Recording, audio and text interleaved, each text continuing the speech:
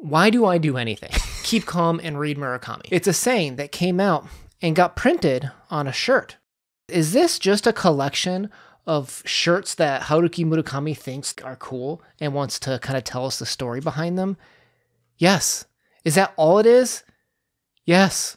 But here's the thing. I once was talking to a friend of mine that was a product designer, and we asked him a simple question of how do you know when the perfect design has been accomplished? And what he told us was it's when you've taken away everything that you possibly can. The core, the truth. And I can't help but think about the way Haruki Murakami kind of explores how he's decided to choose these shirts. It can speak to us in a couple of different ways.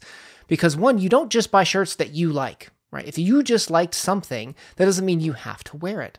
There's something to be said about when you get a shirt of something that you love. So for example, I have this Star Wars shirt.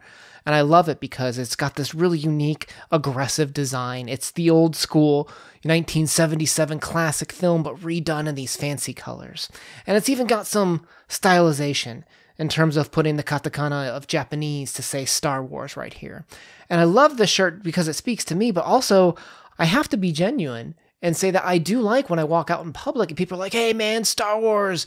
And I'm like, yeah, dude, screw the prequels, or, something like that. And sometimes I'll talk to these people and it's a good experience. It's about sharing who I am. It's more than just a billboard. It's an expression of individuality.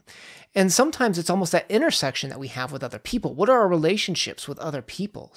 My wife got me this Tokyo Ghoul shirt, which can't wear anymore right now, right? Because my skin terrifies my 6-year-old son. But anytime I wear this in public, people always stop me and they're like, oh, Tokyo Ghoul. And, sometimes I'll have time to talk to them. Sometimes I won't. But why buy these shirts? What makes something attractive to us? What expresses and reaches and touches something about our internal individuality and makes us decide to wear it?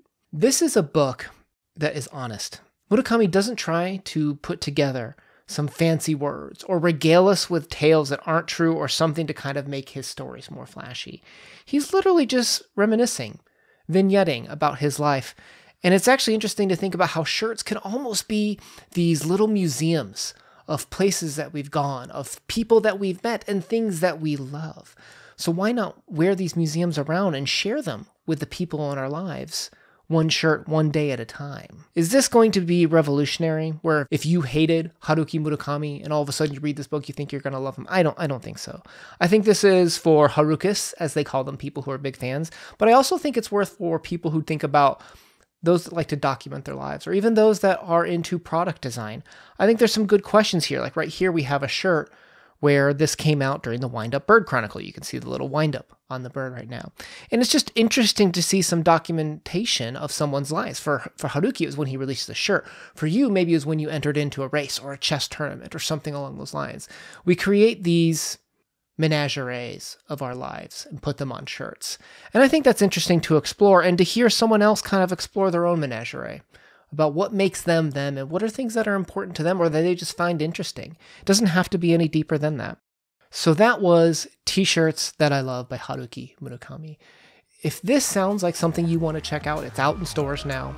If you're interested in more Haruki Murakami, we're going to be doing 1984 coming up. We've obviously got a playlist of his short stories, Kafka on the Shore, that sort of thing, if you want to check that out.